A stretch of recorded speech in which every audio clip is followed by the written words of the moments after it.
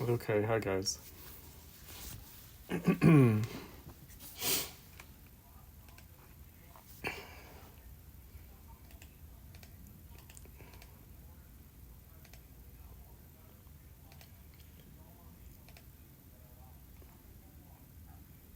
All right, let's review the syllabus together so we can plot out next week. So Monday we'll be doing Hegel, the Introduction to the Philosophy of History. And we're doing, all right, the page numbers that I have, let me see if I have the page numbers listed here. Oh no, I don't have any page numbers listed, okay. So on Canvas,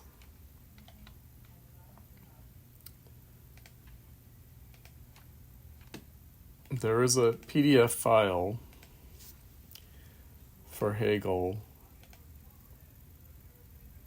All right, and you'll see in the file name, those are the pages that we're reading. We're reading from page 1 to 96. Supplementary, you can read further to page 128. From page 14 to 96. So skip the introduction. So from either page 14 to 96 or from page 14 to 128. And I will also send around, let me see if I have this here. I will send a HTML linked version of the text. I don't know if I have this here. Oh yeah, I do. Okay, good. All right, so in the info text, there's actually a link to the version that's on Marxists.org. And so we are, I think that,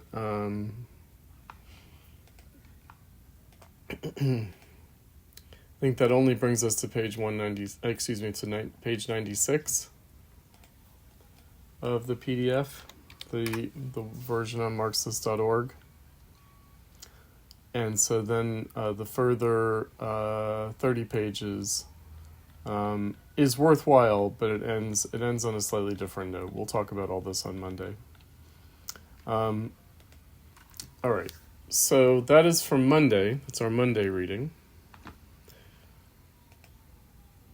Our Tuesday class session is going to be another one of our abbreviated sessions. So we had a full class session this Tuesday, but this coming Tuesday, it's going to be a shorter session, and I'll remind you guys about that. So we'll meet from 6:30 to 7:30 on Tuesday, and we will discuss some early Marx writings, 2 very short pieces to make the world philosophical and for a ruthless criticism of everything existing, and then selections from about 30 pages from the 1844 manuscripts from the Marx-Engels reader. And the Marx-Engels reader is on our files. You'll see here we have the Marx-Engels reader as a complete PDF, but you have to download it. And the page numbers are listed in the syllabus for that. Whatever we don't get a chance to discuss on Tuesday, we'll carry over to Thursday. Thursday, we will similarly have some short pieces. The Coming Upheaval and Class Struggle and Motive Production, those are super short. And then we have the Communist Manifesto. Also from the Marx-Engels reader. That's what we have these page numbers. All right, so that's what we'll be doing next week. Like I said, I'll remind you guys about the change in schedule for Tuesday. And also, I will send a link so that you guys have ready access to it on the announcements for the HTML version of Hegel's Introduction to the Philosophy of History. There's also something that I'll see if I have a current link for it. There's actually an audiobook version of the Hegel lectures. That's actually quite good. It's quite nice to listen to. I think it's like 4 hours long or something. It's a well done audiobook. I'll send a link for that It's also amusing in the way that the deadpan reading of it is also quite amusing, and the extremely well pronounced words, especially German words, it's somewhat amusing. I'll send that around for you guys as well. All right, so for tonight we're going to start with the idea for universal history from a cosmopolitan point of view by Kant, and then we'll do what is Enlightenment, and then we will do Constant's Liberty of the Ancients and the Moderns. Let me see if no one has posted notes yet for tonight's reading, so we'll see what questions you guys might have had for the Kant and Constant.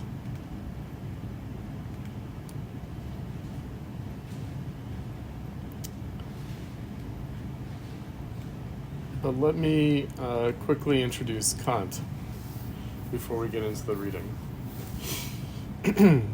So, Immanuel Kant, we read on the very first day of class the Robert Pippin piece on critical theory, the short piece, the kind of editorial piece on the current state and potential future of critical theory. That Kant, Robert Pippin, emphasized was the beginning of critical philosophy. Now, in this course, we've started a little bit earlier. We started with Rousseau. We started with Rousseau as foundational for both Adam Smith and Kant, and then for Hegel and Marx as well. But Pippin, because he's a scholar of philosophy, and because Kant is more recognizably a philosopher than Rousseau, Rousseau is also a philosopher, but he's more of an Enlightenment philosophe, and he's usually associated with social theory rather than philosophy proper. So Kant's the beginning of critical philosophy. So I wanted to do a little bit of overview of Kant, of his sort of entire philosophy, before we get into the specific writings that we read. So, what do we mean by critical philosophy? So, if you recall from the first day of class, the idea is that philosophy is, starting with Kant, not making claims about things in themselves or the world, the nature of things in themselves or the world, but rather reflecting on our subjectivity. So, in this respect, philosophy sees as its proper domain not making claims about the nature and character of the universe. That would be traditional philosophy. Prima philosophia, or traditional metaphysics, would make claims about the nature of things and of the world in general. So what is the difference? Well, philosophy has a very deep history. It comes out of theology.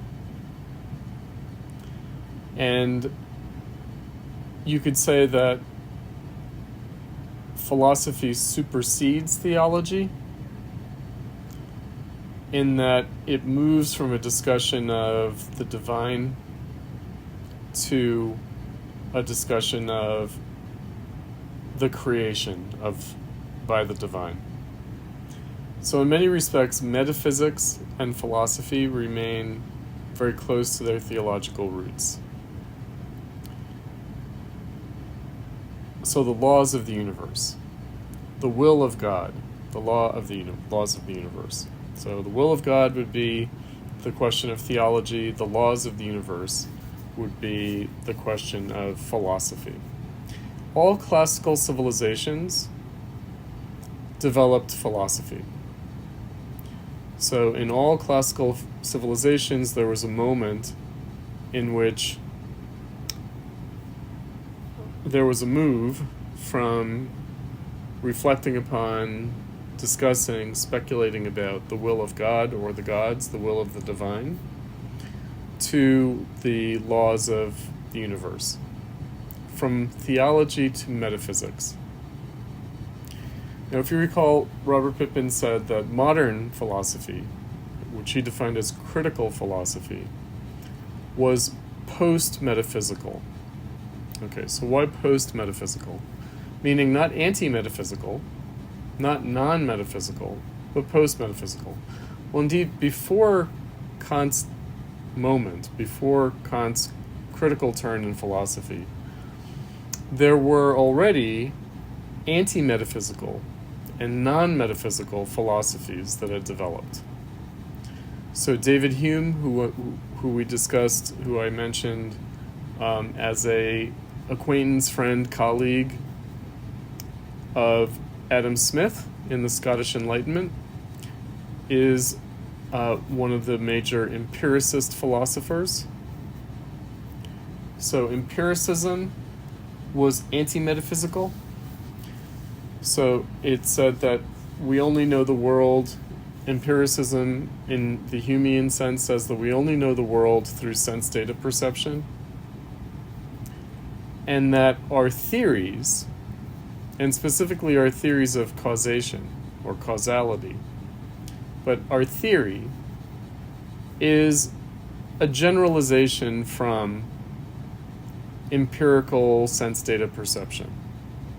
So we generalize from empirical observation, from empirical evidence, and that's our theory. And so the theory has no substance in itself. It's just a way of generalizing what are essentially empirical observations. Parallel to this, the Enlightenment, more broadly, in the 18th century. So I think that we might have mentioned this. The philosophs. In some ways, the philosophs are philosophs contra philosophie. So they're people who love to think, but they're against any systematic thought, philosophy. They're against philosophy and philosophies because those kinds of philosophical systems, to them, smack of theology. So philosophy up to that point had been metaphysical systems. And in the 18th century, in the 1700s, in Rousseau, Smith, and Kant's time, this still seemed like traditional philosophy, ancient philosophy, first philosophy, prima philosophia, still seemed too close to religion, too close to theology. They want their thought to be free of any metaphysical system, free of the constraints of any metaphysical system, of any philosophy, and they want it to be open-ended like empirical science. So, in the name of freedom to think, they were contra philosophy. And for them, what philosophy was metaphysical systems. So if you recall Adam Smith in his discussion of education, he said, education, this university education, it teaches these useless subjects like theology and metaphysics. So it's not practical, it's not scientific, it's not modern in that sense. All right, so Kant read Rousseau. So Kant was a traditional philosopher, doing traditional philosophy, more or less. He's following people like Descartes and Leibniz and others. He's a more traditional philosopher. He's talking about the nature of the universe, the nature of things. He reads Rousseau, and he has an epiphany. It's like Saul falling off his horse on the road to Damascus, and then getting up after having an epiphany. He gets up, he's no longer Saul, he's Paul, and he's evangelizing Christianity. So he goes from being a Roman tax collector to becoming a Christian evangelist. Saul became Paul. That's like what happened to Kant. Kant read Rousseau, and he has a similar moment, similar turn. And it takes him 10 years to figure out how he's going to present his new philosophy that's inspired by his reading of Rousseau. So what Kant said about Rousseau, he said that Rousseau taught him two things. Rousseau taught him that even though he was a specialized philosopher, even though he was an educated person, a well-read person, a literate person, he actually could not claim to be more intelligent than the average day laborer. The average day laborer, like a completely unspecialized, unskilled laborer. Just your handyman. So, he said, I might know philosophy, but that doesn't mean that I'm actually more intelligent, that my faculties are better than the average day laborer. That's what Rousseau taught him. Rousseau also taught him, he said, that the task of philosophy is not to tell people anything they don't already know, but to explain common sense. In other words, philosophy is concerned with what everyone already knows, but it explains it. So, Kant's philosophy took the form of analyses, a kind of analytic breakdown, and an explanation of our faculties, our common sense, our faculties, our subjectivity, and how the faculties of our common sense subjectivity, how they functioned. So it's almost like a technical manual.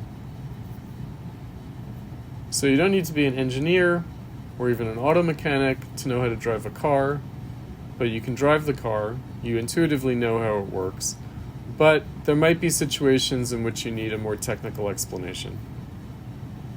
You might need a engineering kind of understanding of the car. Not because you have to produce the car, but it might need repairs. It might need something. So that's what the task of the philosopher is. The philosopher is there for a kind of technical explanation of the details in case that's needed. But otherwise, it's just an explanation of what everyone already knows. That's how Kant understood critical philosophy. Critical philosophy. Okay, so that's not what makes it critical, however. So if you remember from from Robert Pippin, if you remember from Robert Pippin, that critical philosophy, what makes it critical is that it's concerned with change. So it's not only critical in the sense that it's no longer based on a kind of traditional metaphysics, like a prima philosophia, first philosophy. It's not based on any established metaphysics, any permanent metaphysics or eternal metaphysics. It's concerned with change, meaning not just how our faculties function in some permanent way, in some eternal way, but also how our faculties change, how our subjectivity changes. Now, another thing that Kant learned from Rousseau is that our subjectivity changes, our faculties change as a function of societal change in history, as a function of what Marx is going to call our social relations, what we discussed last class, social relations. Our practical relations are interactions with others, with nature, and with ourselves. So our faculties are developed and they change as a function of society in history. So it's the alien powers that we get in return from society by sacrificing our natural powers as animals. So as animals, we have certain faculties, we sacrifice those in society and get back from society new powers, alien powers, that we can only use with others. So philosophy is concerned with that, with the new alien powers that society gives us that we wouldn't have merely as natural animals. Our subjectivity. All right, so just as a broad overview of Kant's philosophy, just to explain to you guys in a very kind of abbreviated way how this works. Kant's critical philosophy was written in 3 parts. He called them critiques. So what was meant by critique? This is going to be important next week when we do Marx, also when we do Hegel.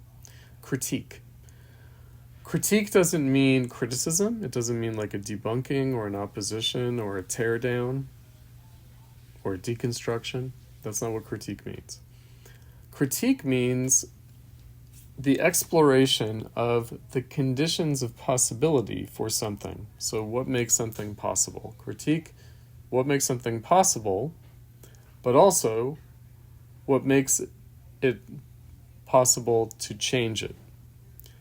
So what makes what is, being, as it is, possible, but also what makes the process of becoming, through which it can be transformed, what makes that possible?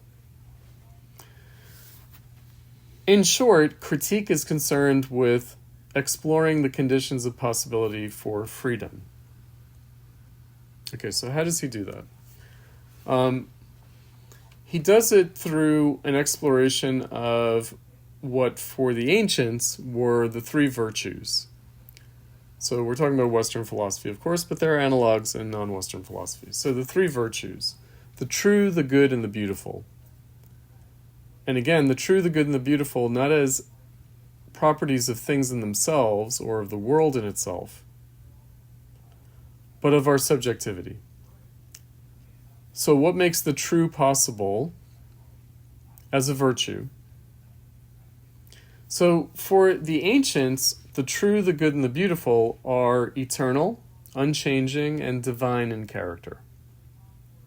They're in the nature of things in themselves. They're in the nature of the universe in itself. So what was true remains true and will always be true. What was good is still good and forevermore shall be good. The beautiful, similarly, is eternal. What is beautiful has always been beautiful, will always be beautiful.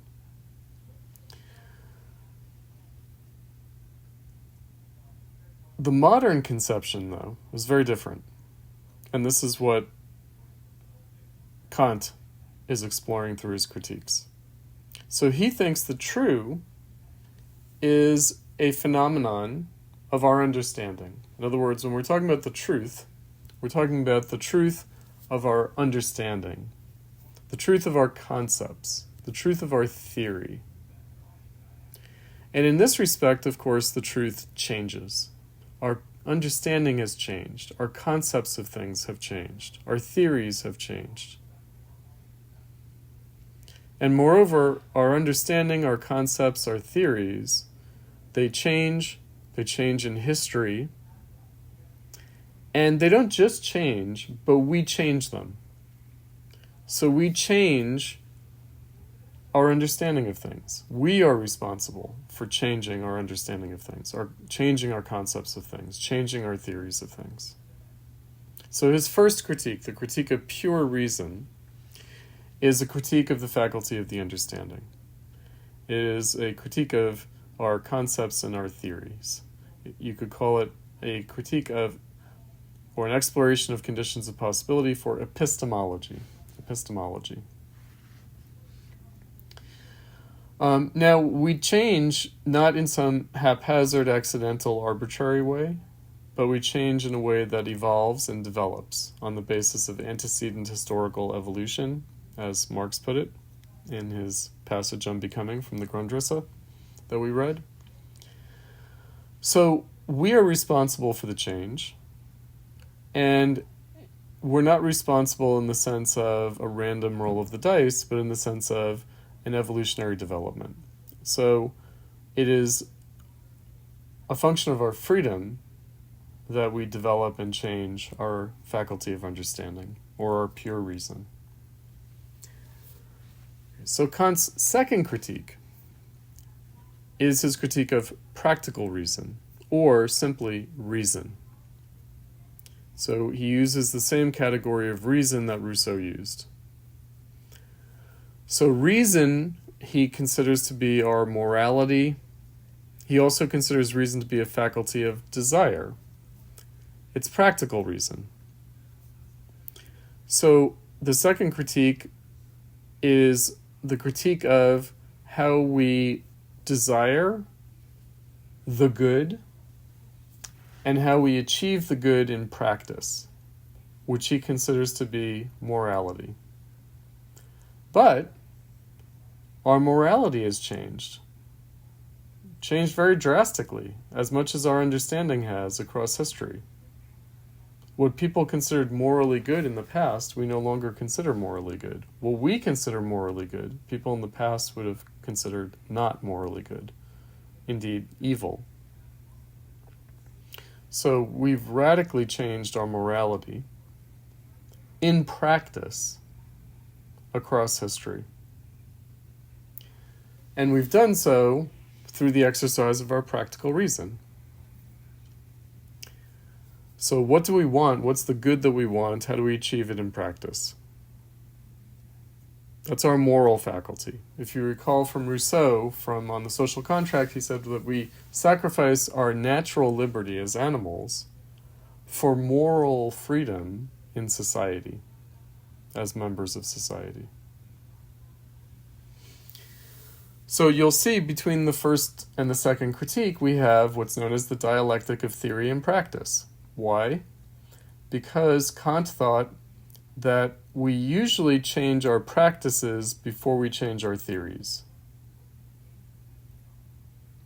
We usually change what we are doing and the value of the good that we're pursuing practically before we can explain it to ourselves theoretically, before we have an understanding of it, before we have a conceptualization of it. So in this respect, he thought practical reason, or just reason, goes beyond concepts, theories, understanding. So in practice, we're usually able to do things that we can't explain conceptually or theoretically, that we don't have a conceptual or theoretical understanding of, and yet we still are able to do them in practice. So he thinks that society changes practically before it changes theoretically. So the dialectic of theory and practice, but then our theory then further affects our practice. So even though practice might come first, our understanding might come after, nonetheless, then our understanding affects our further practice. Our theory then informs our practice and informs the further development of our practice and change in our practice. So already there's a notion that we can have a kind of a theoretical or conceptual understanding of things, but in practice we operate more intuitively, like we're able to do things practically before we can really explain them and understand them and conceptually schematize them. So he pursued further in the third critique that intuitive reason that we exercise. He called it judgment. And he also called it aesthetic. So this corresponds to the ancient virtue of the beautiful. So why is it aesthetic? Because it's concerned with feeling. In other words, we reason through our feeling. Things feel right or feel wrong to us intuitively, and that is a rational faculty of our subjectivity. And yet, throughout history, our feelings about things have changed radically. What we consider beautiful has changed and will change. Also, how we feel about our morality has changed. How we feel about the exercise of our practical reason has changed. Our intuitive feelings have changed. But just how we feel about things, whether we feel positively or negatively about things, whether things give us pleasure or pain, has actually been radically altered across history in society. So across cultures, across history, you will find that people at a level of feeling respond very differently to different things across history and across cultures. Okay, so he also said that this was a faculty of the imagination, meaning the way we feel about things usually has to do with the way we imagine things to be and the way we imagine how they fit into the greater universe. So again, it's aesthetic. We have a kind of imagination of the way things work, and then when things work that way, it feels good, and when they don't work that way, it causes us pain. So again, our imagination has developed across history and has been developed through society. So this is his answer to empiricism, sense data perception as the basis for knowledge, because our sense data perception has remained the same. We're the same natural species. We're the same animal species for hundreds of thousands of years, perhaps millions of years. So our neurology, our senses are the same. Our brains are the same, our senses are the same. However, our understanding, our practical reason, and our aesthetic imagination and aesthetic feelings about things, our judgment of things, have changed radically over history. So what we can say about this is that all cultures, all societies, throughout history, have all had values, the true, the good, and the beautiful. They've all had the exercise of understanding through concepts and theory. They've all exercised practical reason, had morality, had practical desire for the good, and practical pursuit of the good. They all had an aesthetic imagination and an exercise of judgment, judgments of the beautiful, judgments of other things like the sublime.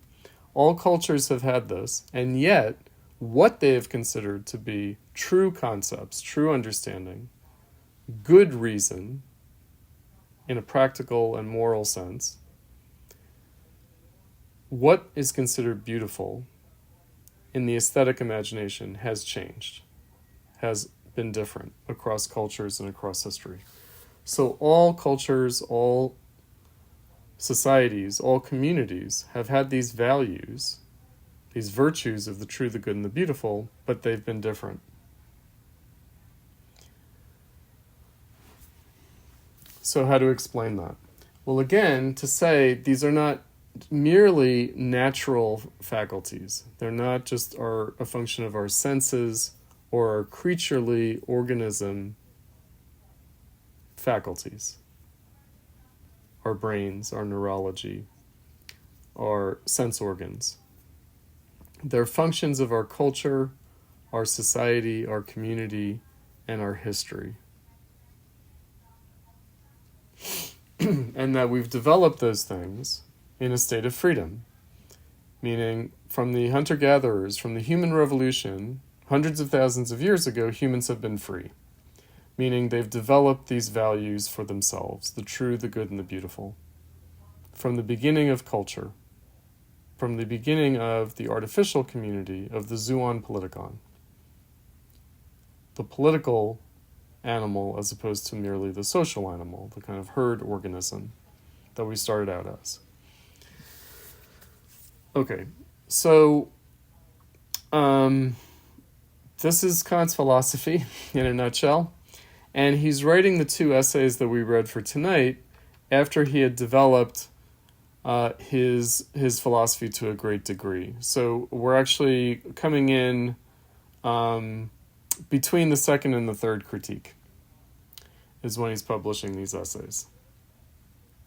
So he's publishing these essays after he's written his first two critiques, but before he's written his third critique. Okay, so I also have here, the post-metaphysical character of things. It means that it's not anti or non-metaphysical.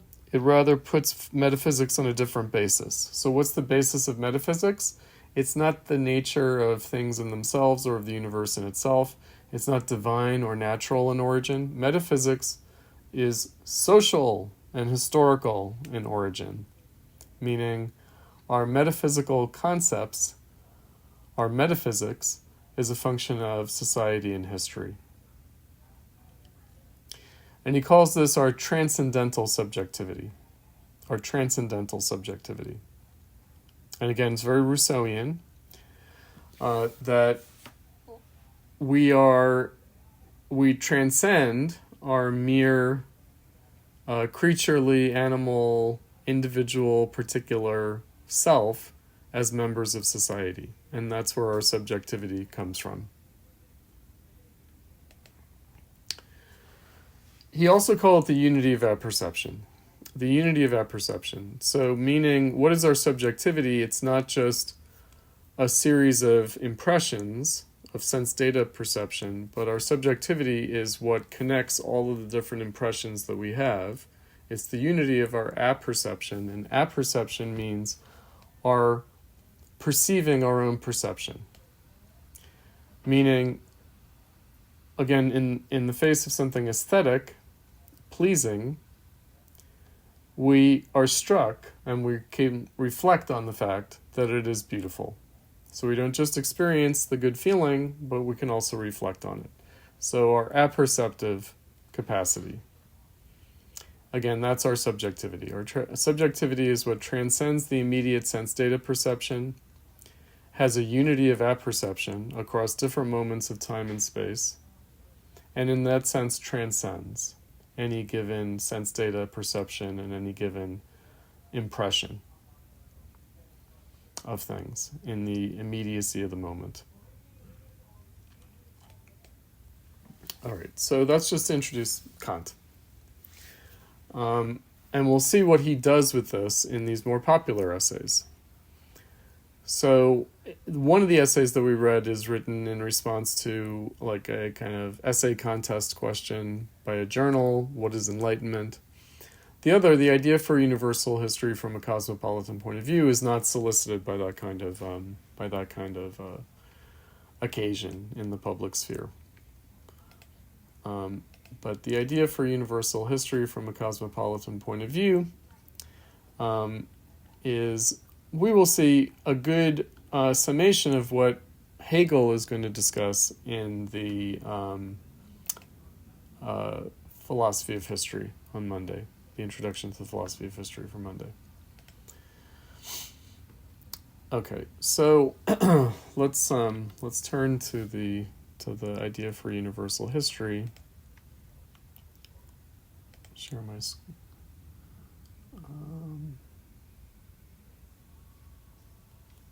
with you guys. Read this together. Okay, so he writes, whatever concept one may hold from a metaphysical point of view concerning the freedom of the will, certainly its appearances, which are human actions, like every other natural event, are determined by universal laws. However obscure their causes, history, which is concerned with narrating these appearances, permits us to hope that if we attend to the play of freedom in the human will in the large, we may be able to discern a regular movement in it, and that what seems complex and chaotic in the single individual may be seen from the standpoint of the human race as a whole, to be a steady and progressive though slow evolution of its original endowment. Since the free will of man has obvious influence upon marriages, births, and deaths, they seem to be subject to no rule by which the number of them could be reckoned in advance, yet the annual tables of them in the major countries prove that they occur according to laws as stable as those of the unstable weather, which we likewise cannot determine in advance, but which in the large maintain the growth of plants, the flow of rivers, and other natural events in an unbroken uniform course. Individuals and even whole peoples think little on this. Each, according to his own inclinations, follows his own purpose, often in opposition to others, yet each individual and people, as if following some guiding thread, go toward a natural, but to each of them unknown goal. All work towards furthering it, even if they would set little store by it if they did know it. Since men in their endeavors behave on the whole not just instinctively like the brutes, nor yet like rational citizens of the world according to some agreed upon plan, no history of man conceived according to a plan seems to be possible, as it might be possible to have such a history of bees or beavers. One cannot suppress a certain indignation When one sees men's actions on the great world stage and finds, besides the wisdom that appears here and there among individuals, everything in the large woven together from folly, childish vanity, even from childish malice and destructiveness. In the end, one does not know what to think of the human race, so conceited in its gifts. Since the philosopher cannot presuppose any conscious individual purpose among men in their great drama, there is no other expedient for him except to try to see if he can discover a natural purpose in this idiotic course of things human. In keeping with this purpose, it might be possible to have a history with a definite natural plan for creatures who have no plan of their own. We wish to see if we can succeed in finding a clue in such a history. We leave it to nature to produce the man capable of composing it. Thus nature produced Kepler, who subjected in an unexpected way the eccentric paths of the planets to define laws, and she produced Newton, who explained these laws by universal natural cause. All natural capacities of a creature are destined to evolve completely to their natural end. By the way, this is a kind of an Aristotelian idea, the idea that everything in nature fulfills its potentiality. So that is the being. When we talked about the dialectic of being and becoming, that would be an Aristotelian account of being. And then he says, Kant, observation of both the outward form and the inward structure of all animals confirms this of them. An organ that is of no use, an arrangement that does not achieve its purpose, are contradictions in the teleological theory of nature, that everything has a purpose, or everything has a natural end.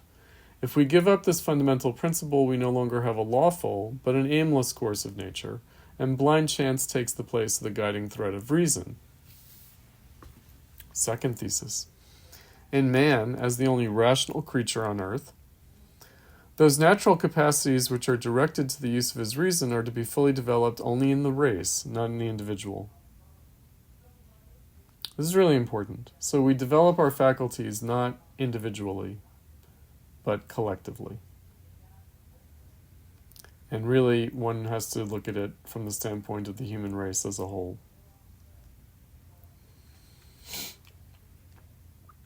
Let me jump ahead to the third thesis. Nature has willed that man should by himself produce everything that goes beyond the mechanical ordering of his animal existence, and that he should partake of no other happiness or perfection than that which he himself, independently of instinct, has created by his own reason. It's very Rousseauian. He says, nature does nothing in vain, and in the use of means to her goals she is not prodigal. Her giving to man reason and the freedom of the will which depend upon it is a clear indication of her purpose. Man accordingly was not to be guided by instinct, not nurtured and instructed with ready-made knowledge. Rather, he should bring forth everything out of his own resources, securing his own food, shelter, safety, and defense, for which nature gave him neither the horns of the bull, nor the claws of the lion, nor the fangs of the dog, but hands only. All amusement which can make life pleasant, insight and intelligence, finally even goodness of heart, all this should be wholly his own work. In this nature seems to have moved with the strictest parsimony, and to have measured her animal gifts precisely to the most stringent needs of a beginning existence, just as if she had willed that, if man ever did advance from the lowest barbarity to the highest skill and mental perfection, and thereby worked himself up to happiness, so far as it is possible on earth, he alone should have the credit, and should have only himself to thank, exactly as if she aimed more at his rational self-esteem than at his well-being. For along this march of human affairs there was a host of troubles awaiting him, but it seems not to have concerned nature that he should live well, but only that he should work himself upward, so as to make himself through his own actions worthy of life and of well-being. So freedom is more important than well-being in the nature of humanity. It remains strange, he says, that the earlier generations appear to carry through their toilsome labor only for the sake of the later, to prepare for them a foundation on which the later generations could erect the higher edifice which was nature's goal. and yet that only the latest of the generation should have the good fortune to inhabit the building on which a long line of their ancestors had unintentionally labored, without being permitted to partake of the fortune that they had prepared. However puzzling this may be, it is necessary if one assumes that a species of animals should have reason, and as a class of rational beings, each of whom dies, while the species is immortal, should develop their capacities to perfection. All right, then he goes on to say that the means for this development is antagonism, is people struggling against each other in society, specifically in society, not in a state of nature, but in society. Because after all, the animals struggle against each other in nature without ever developing their faculties beyond their physical being and instincts. So he says, by this antagonism, he means the unsocial sociability of man. This is a very important phrase. Unsocial sociability. So people in society are not acting out of social interest. Actually, they're acting in a very selfish and unsocial, maybe even antisocial interest. But nonetheless, it makes them sociable. So acting out of self-interest nonetheless socializes them, makes them liable to develop as members of society. So again, the idea that people are bound together, he says, with a mutual opposition, which constantly threatens to break up society. Man has an inclination, he says, to associate with others because in society, unlike in nature, in society, he feels himself to be more than man, more than the developed form of his natural capacities. He's participating in something greater than himself. So it's in society that we become more than animals. Without society, we would just be animals. In society, we become animals, but more than animals. Okay, so he also says that because of the antagonism we face in society that brings out our capacities in a way that would not be the case in nature alone, then we constantly have this longing for an imaginary state of nature. We have a kind of desire to go back to before we had to suffer in this way in society.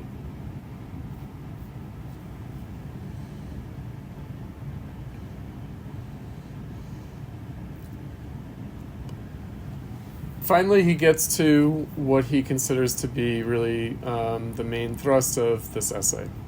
And let me say something about this essay. So I mentioned the dialectic of theory and practice. Practice comes before theory. So we're doing something in practice before we have a concept of it. So the title of the essay, just the title of the essay, Idea for a Universal History from a Cosmopolitan Point of View.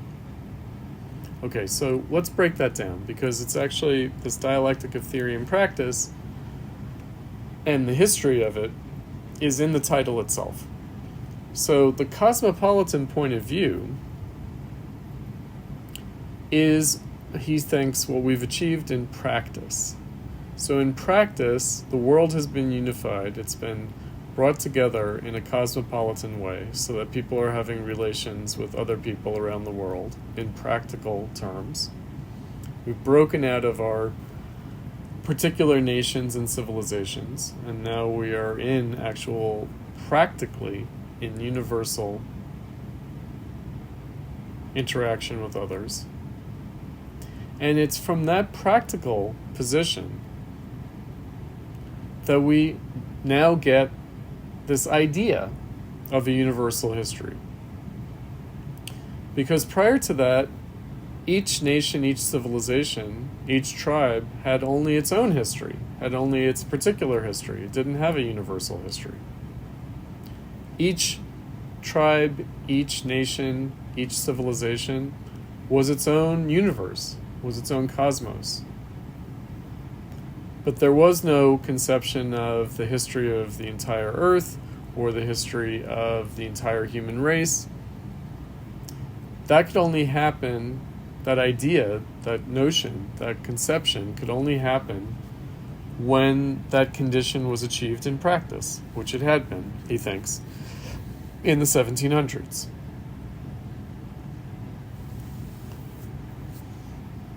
All right, so it also gives us a task. So the idea of a universal history comes from a practical condition, but also comes from a practical task. So the idea is not just about a state of being, but about a process of becoming, and the aim or goal of that process. So where are we headed? So in practice, what can we now recognize as the goal towards which we're headed? What does that look like in the 1700s? He says, the greatest problem for the human race, to the solution of which nature drives man, is the achievement of a universal civic society which administers law among men. So we'll see that he describes this as a world state or system of states or series of states that serve a universal civil society. This is bourgeois society. This is bourgeois society. Bourgeois society, a society of universal exchange, a society of trade, of practical interaction and development of our labor, our practical capacities in universal exchange, the development of our production in universal exchange, to use Marx's language from the Grundrisse in the passage on becoming we read on the first day of class.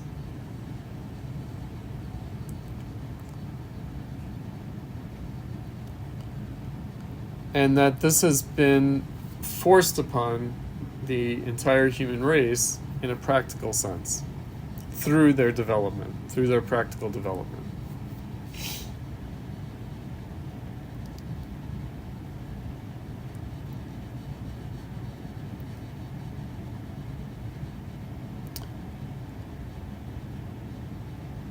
Alright, so he says what he calls a universal civic society. He says, since the highest purposes of nature, which is the development of all the capacities which can be achieved by mankind, is attainable only in society, and more specifically, in the society with the greatest freedom. Such a society is one in which there is a mutual opposition among the members, together with the most exact definition of freedom and fixing of its limits, so that it may be consistent with the freedom of others.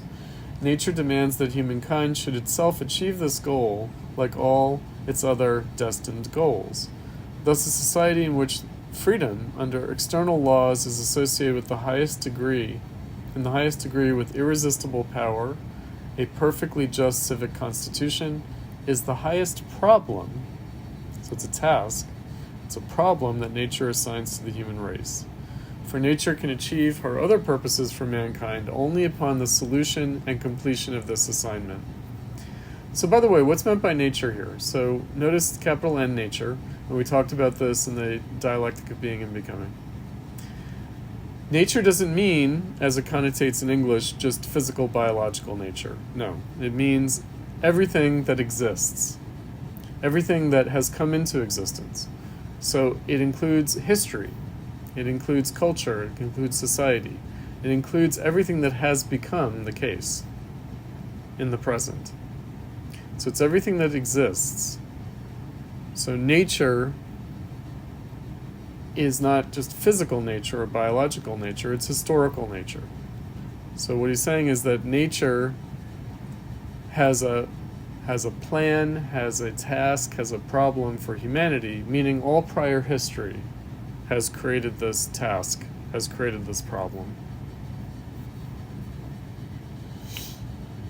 It says, they are forced to it by the greatest of all needs, a need they themselves occasion inasmuch as their passions keep them from living together in wild freedom. Once in such a preserve as a civic union, these same passions subsequently do the most good. It is just the same with trees in a forest. Each needs the others, since each is seeking to take the air and sunlight from others, must strive upward, and thereby each realizes a beautiful straight nature, while those that live in isolated freedom put out branches at random and grow stunted, crooked, and twisted. All culture, art which adorns mankind, and the finest social order are fruits of unsociableness, which forces itself to discipline itself, and so by a contrived art to develop the natural seeds to perfection. And he thinks that his time, the 1700s, has revealed this task and this problem, which he says is the most difficult and the last to be solved by mankind. So what does it mean to say the last? Last is a kind of a funny idea. Last in the sense of the most recent. Last also in the sense of the most lasting. So maybe not the very final, but the last. And we'll see why it may not be the final. The way he puts it is, if we were to achieve this cosmopolitan, universal civic society and global state or system of states that guarantees the freedom of civil society, of universal civil society, he says that will be the midpoint of human freedom. So it won't be the end, it will be the midpoint. But it's the end that we're striving towards now, he thinks. But after that, it will only be the midpoint.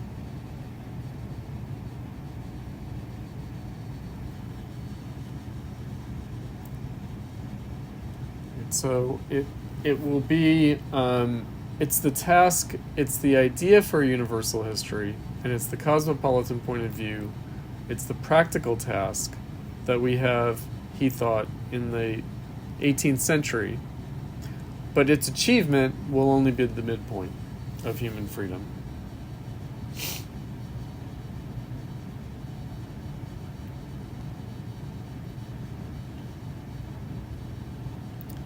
Right, so again, he develops this idea of antagonism, of unsocial sociability, even to the point of saying that wars between nations are the attempt to establish new relations among states, and through the destruction or at least the dismemberment of all of them to create new political bodies, which again, either internally or externally, cannot maintain themselves and which must thus suffer similar revolutions, until finally, through the best possible civic constitution and common agreement in legislation and external affairs, a state is created which, like a civic commonwealth, can maintain itself automatically.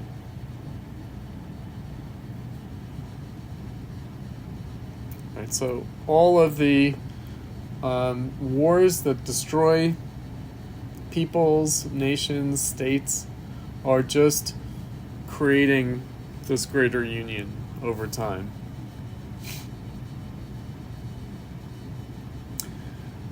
So he says, okay, this task, this problem, this task, this goal, the achievement of which would just be the midpoint of human freedom, he says, such a condition is not unattended by the danger that the vitality of mankind may fall asleep.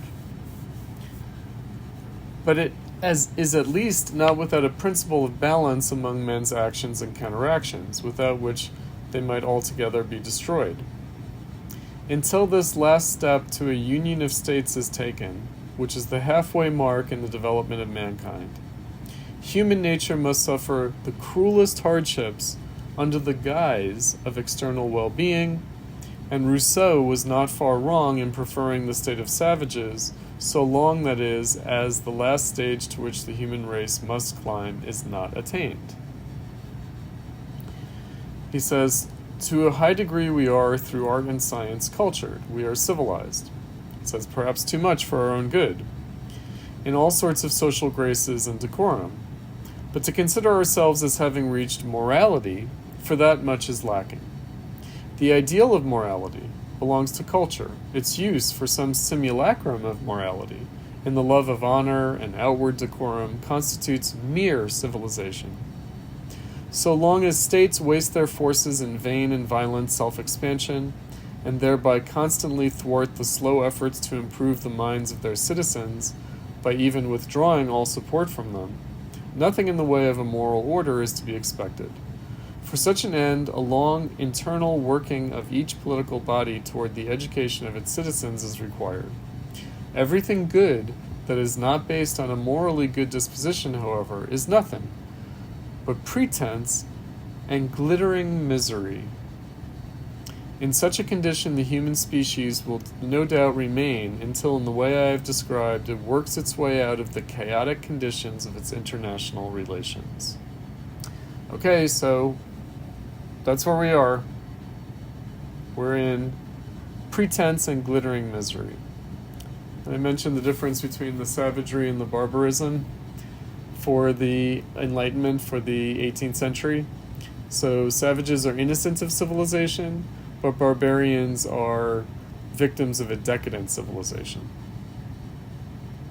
And that's a good way of describing a decadent civilization. That is nothing but pretense and glittering misery. That it is mere civilization.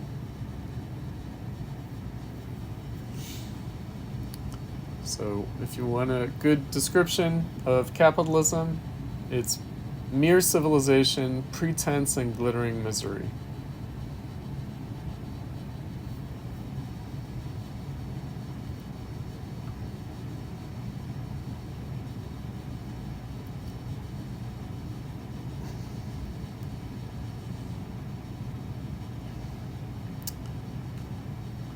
All right, to jump to the end, he says, history now, from the standpoint of the 18th century, is a history of movement towards this goal. And so we regard the past, we judge the past according to whether it furthered or hindered this goal. Right, so he says, he would not want to displace the practicing empirical historians. He says, it is only a suggestion of what a philosophical mind, which would have to be well versed in history, would essay from another point of view. He says, otherwise the notorious complexity of a history of our time must naturally lead to serious doubt as to how our descendants will begin to grasp the burden of the history we shall leave to them after a few centuries.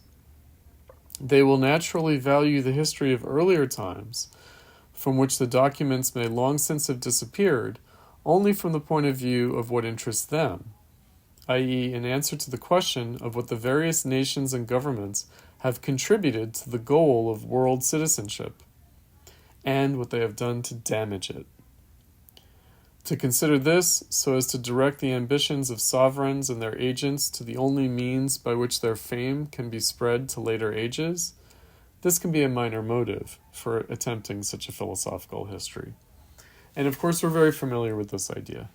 The idea of thinking, how will history judge what we are doing now? How will posterity look back and judge us in our actions today? How will we look from the standpoint of history? Right, this is a very kind of bourgeois notion. It's not only a Hegelian idea, but it's a Kantian idea, and it's a broader bourgeois idea. Right, so what have we done to advance the goal of world citizenship, and what have we done to damage it?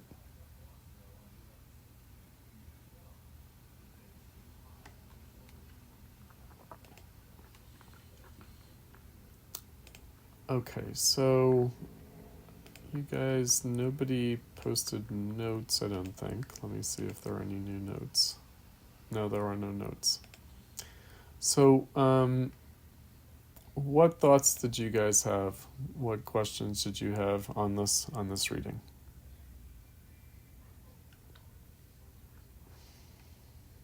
How did this reading strike you guys?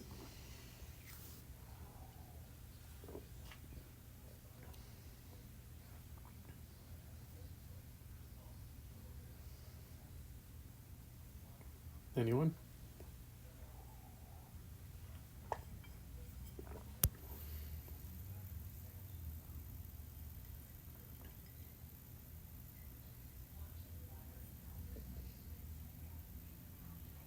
I kind of want to just check if I have this like overarching theme correct, but it seems like he's saying that conflict is necessary for us to improve ourselves. Yes. But obviously there's conflict and there's conflict. Right? So there's conflict in the sense of how we might be motivated to excel through competition. There's, pursuit of self-interest, but in society, which is different from the way we might pursue self-interest in nature. Right? So the conflict, the antagonism, the unsocial, sociability, what Rousseau talked about, we care about what others think of us. We see ourselves not just through our own eyes, but through the eyes of others. All that Kant thinks is productive. Now, of course, there's destructive conflict as well, right? But he's really talking about the productive side of such mutual antagonism and conflict. So it's the unsocial sociability, meaning that we develop our capacities together in society, but not because we agree ahead of time that we're working together towards a common goal. Quite the contrary, we develop this collective capacity with each other out of pursuit of self-interest. So it's a dialectic of the individual and the collective. It's also a way of thinking about Rousseau's general will. So the general will is not the majority will, nor is it the aggregate of individual wills, but it is more than the sum of its parts. So when people are interacting in the social contract, they're interacting out of self-interest. So each side, each party to a contract is only acting out of self-interest. Actually, Adam Smith had a good way of putting it. He said, when acting, one should not act out of charity, but out of a concern for what the other is interested in. In other words, one acts out of self-interest, but one meets one's self-interest not by appealing to the charity of the other, but by appealing to their self-interest. So parties in the social contract are all pursuing self-interest, but their interaction produces more than just their self-interest. So it's more than the sum of its parts. This is important because otherwise we would think that society can only develop if we agree to cooperate ahead of time. What Rousseau and Adam Smith and now Kant are trying to get us to think about is how we cooperate without intending to. So even when he's talking about war, we'll see also what Hegel has to say about war. That nations, countries are totally trying to destroy each other, and yet what they're actually doing is developing each other. And eventually it will lead to their union. And that is what history has shown. The United States, carpet bombed, firebombed Nazi Germany and nuked Imperial Japan, and yet Germany and Japan are among the closest cooperative allies of the United States now. This is the way history has functioned. The U.S. fought a revolutionary war against Britain, and yet Britain is the country with the special relationships to the United States now. This is the way things have worked out historically.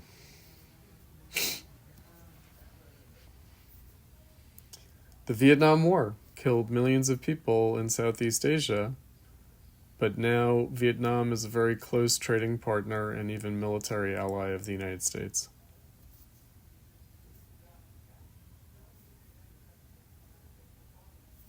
Through it's being taken over by the communists that the U.S. was trying desperately to stop from taking power.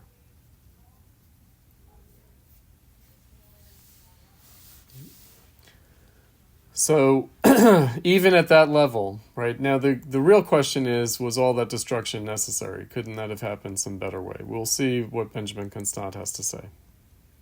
In other words, there is a productive aspect and a destructive aspect of antagonism, of the antagonism that only society breeds. Remember that in Rousseau, there is no antagonism in nature. Animals coexist side by side. They don't wipe each other out. They each occupy a different ecological niche. Even predators don't completely wipe out the species of prey. They usually prey upon the sick, the old, and the young. They kind of cull the herd. They don't completely wipe out the species that they prey upon, the predators. So again, we have a different kind of antagonism, a different field of conflict that only society creates. And yet even that conflict that only society creates also is not just destructive, but is productive. And looked at across all of history, it's extremely productive, meaning it has generated all the change, all the development that we've seen across thousands of years. Hegel famously is going to call it the slaughter bench of history.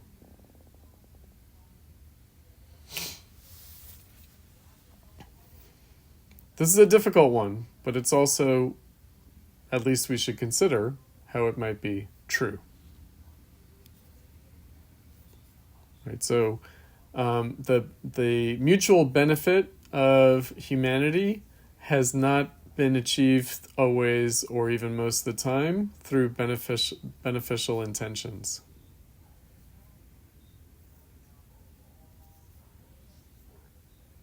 Not through malicious intentions either, but through self-interest. And sometimes self-interest has clashed. And yet it's also produced something mutual among the contending parties. At least this is what Kant thought. And in some ways, it's what we think. We'll see what Benjamin Constant has to say, because we'll see Constant is going to talk about this in terms of Rousseau, Adam Smith, and Kant. So he's going to be kind of summarizing everything that we've read up till now in terms of the how we view these things.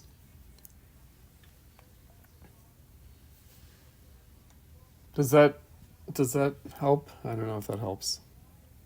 It does, yeah. You know, I mentioned The Fable of the Bees by Bernard Mandeville. He's the one who coined the phrase invisible hand, that there's an invisible hand guiding society. It's not Adam Smith, it's actually Bernard Mandeville. It's from the early 1700s, another British Enlightenment era bourgeois writer, literary writer though. So The Fable of the Bees is the key phrase there. It's very influential. It's influential for Rousseau, for Smith, for Kant, for Hegel, Mandeville, is that private vice leads to public benefit. Private vice leads to public benefit, and therefore private vice is actually a public virtue. It's a funny parable, the Fable of the Bees. Basically makes the argument that even criminals contribute positively to society. So everyone acting selfishly, greedily, that's what private vice means, right? So greed, selfishness, self-interest is a vice. It is a vice. And yet everyone acting just out of vicious motives creates more than the sum of its parts, is of a public benefit, and is indeed ultimately a public virtue. This is what Kant meant by unsocial sociability.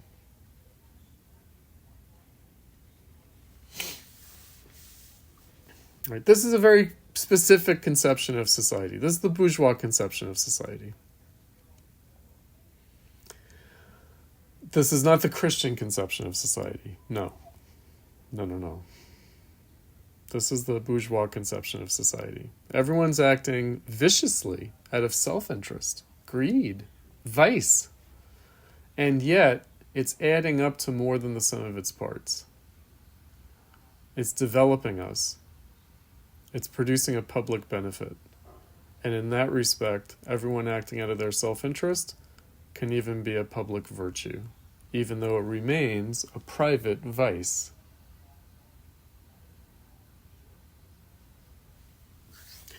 This is, by the way, the dialectic. This is the dialectic. In the societal sense, this is the dialectic. The dialectic of individual and collective. The dialectic of particular and universal.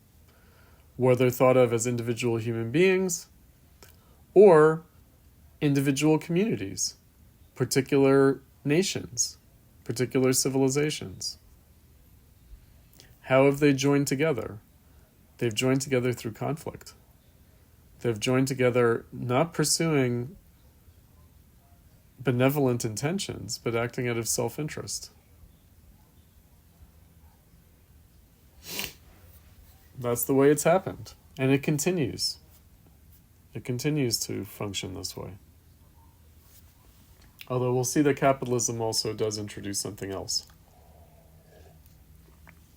Meaning, capitalism does introduce a more zero-sum kind of competition, rather than a more than the sum of its parts process. But that's capitalism. That will come. That's not yet the case for Bernard Mandeville or Rousseau or Adam Smith or Kant.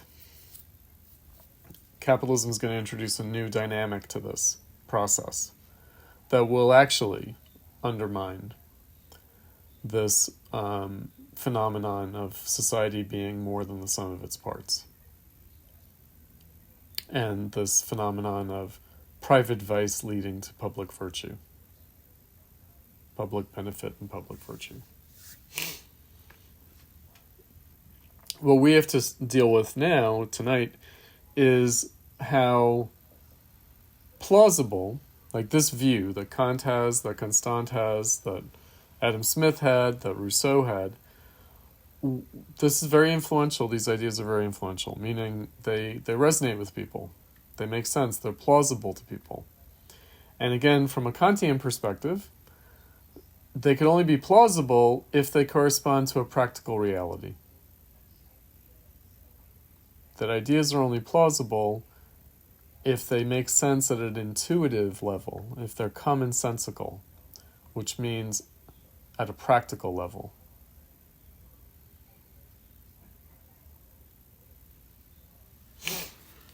If they seem more implausible to us now, or if they only seem semi-plausible, in other words, if they seem kind of plausible, but not entirely, we have to think about what might have changed at a practical level to render them sort of nice ideas. It's like, oh, it's great if it works out that way, that's wonderful. But also that it's a little bit implausible to us in a way that would not have necessarily been the case. In general, I mean, of course, individuals, I'm sure, found the arguments implausible. But generally speaking, these are canonical writings for a reason. They had huge, widespread appeal to people. They really spoke to some truth that was plausible to people. All right, today we might have a more cynical or pessimistic view, or we might find this idea for universal history. We might even find the idea of a cosmopolitan point of view less plausible. Although I will point out that all the institutions are operating on this level. The United Nations, the governments of the major countries of the world, all function, nominally at least, according to these ideas. All right, so this is the official understanding of things, even though there's a great deal of compromise of it in practice. If you recall from the first day of class when we read the Robert Pippin, he said that the failure of a community to live up to its ideals is not merely a local failure, and it can't be chalked up merely to hypocrisy, but might be considered tragic, or really it should be seen as that the ideal is the best we've been able to come up with so far, and something that we are moving towards practically, rather than merely an idea.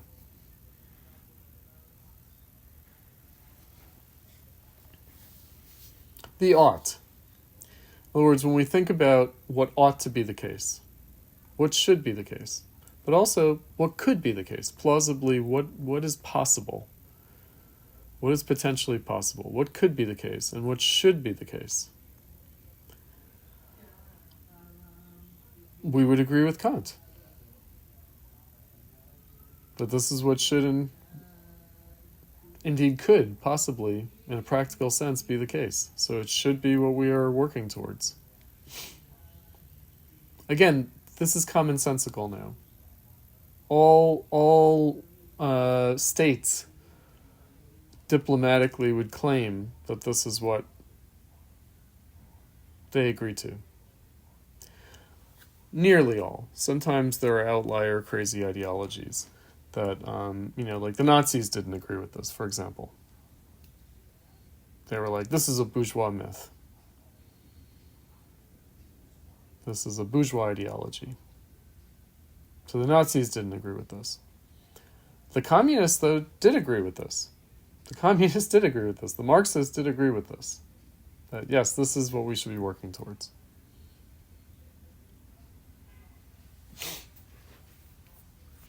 Okay, other questions before we take a break?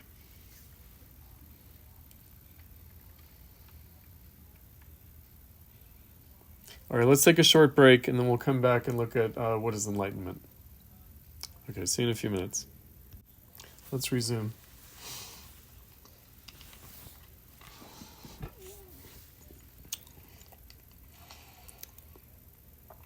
All right, let's move on to the What is Enlightenment essay by Kant.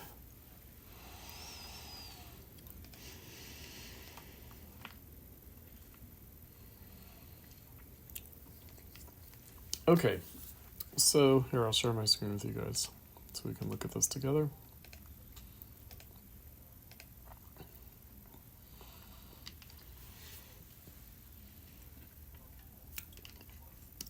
So in answer to the question, what is enlightenment? So as I mentioned, it's written in response to an essay question published by a journal soliciting entries to answer the question. So the question was, what is enlightenment, and do we live in an enlightened age? So that was the full essay question posed by the journal, to which he submitted his response.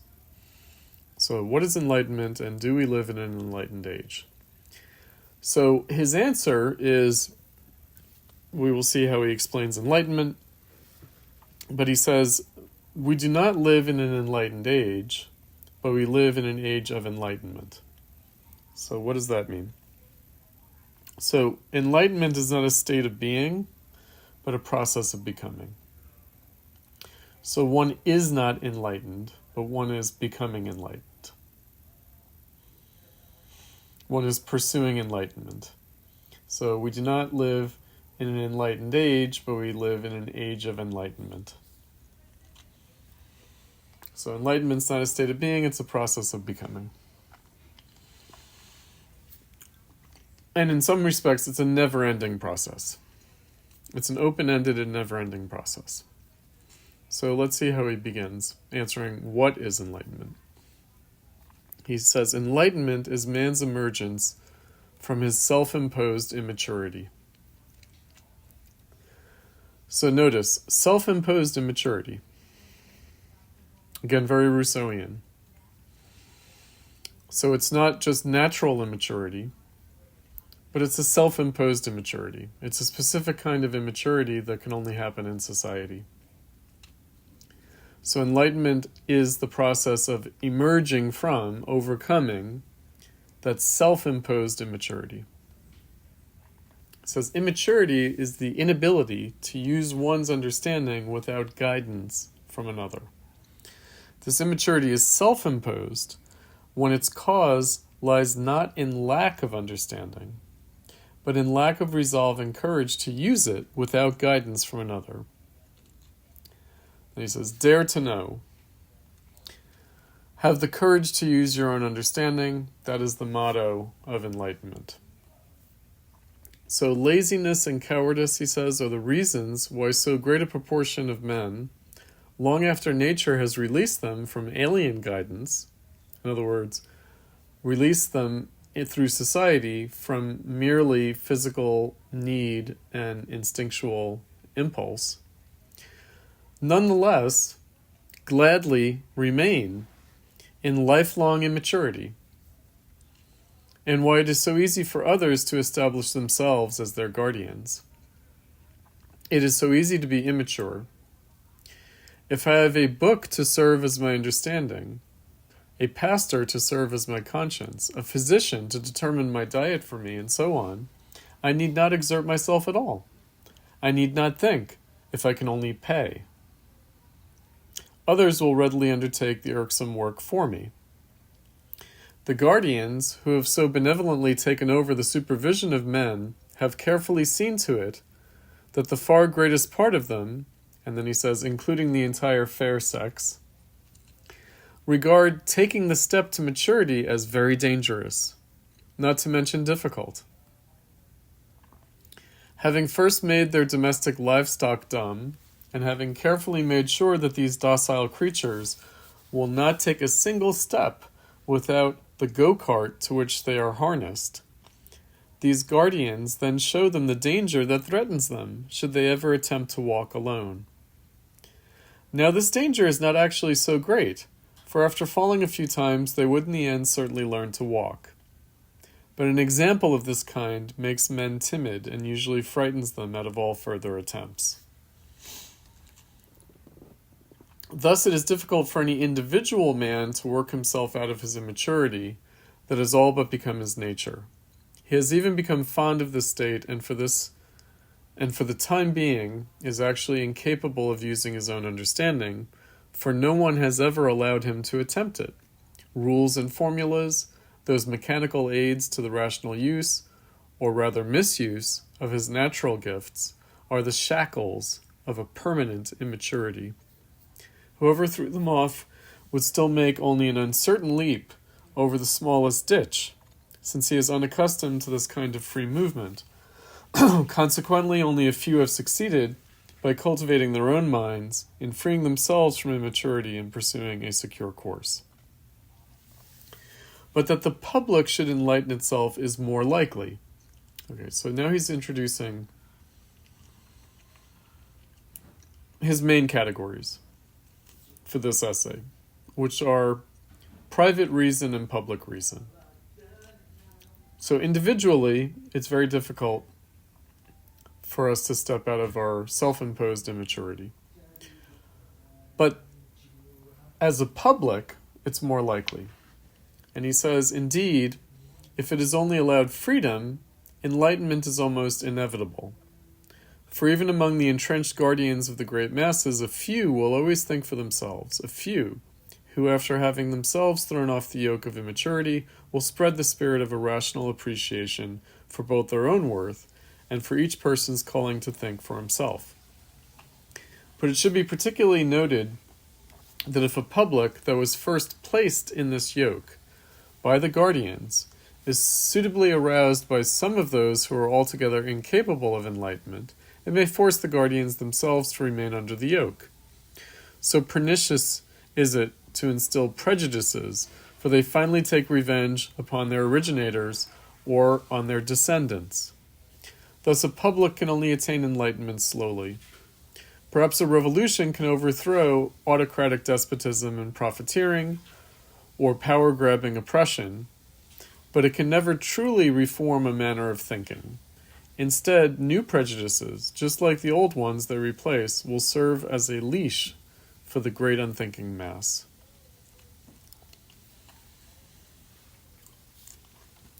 So then he introduces a motto of Frederick the Great.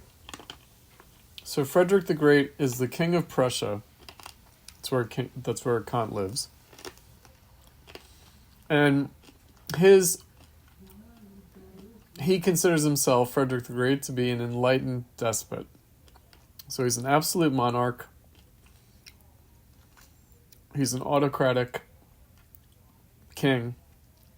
But he considers himself to be an enlightened monarch. So it's enlightened despotism. Now, why is this? Because Prussia is relatively backward in comparison to France and England, for example. Maybe even in comparison to Italy. So he's eager to advance his country. So he wants his country to be more modern, more up-to-date, more enlightened, more scientific, have more technical prowess. So he comes up with a formula, a slogan, a motto, that Kant takes up and sort of turns against it. So he says, argue all you want, but obey. So Frederick the Great says to his subjects, argue all you want, debate all you want, but obey. And Kant says, actually, that's a good formulation. It's a good formulation when thinking about how enlightenment happens. And his way of thinking about how enlightenment happens is through these two different categories of private and public reason. So argue all you want, but obey. Debate all you want, but obey. Okay, so how does he distinguish private and public reason? We have to pay attention to what he means by these words. This is always the case when reading. Doing any of the readings in this course, but just reading in general, you have to pay attention to how the author is defining the terms, how they're using the words. So, private reason is reason out of self-interest. Self-interest as a member of society, however. So, in any of the particular roles that we play, in any of the definite functions that we have as members of society, he calls it reasoning. Private reason is reasoning like a cog in a machine. So our private reason is constrained. It's constrained by self-interest. Self-interest in all the domains in which we act and interact in society. So any role that we have in society. So at work, we exercise private reason. In domestic life, we exercise private reason. So we're hemmed in our use of our reason by pursuit of our self-interest. So a lot of what we would consider to be public reason, in our colloquial connotation of the term public, would actually, for Kant, be private reason. Private reason is reasoning according to the way things are, and the way one is, the way one functions and the way things are. A cog in a machine. So the example that I used to use for many years, although now it's completely out of date, was when Barack Obama, when he was president of the United States, he made a comment. It was the day after, he was having a press conference the day after the Grammy Awards, in which Kanye West had taken the microphone away from Taylor Swift. And he had interrupted her in order to promote one of his talents. I forget who it was that he was promoting.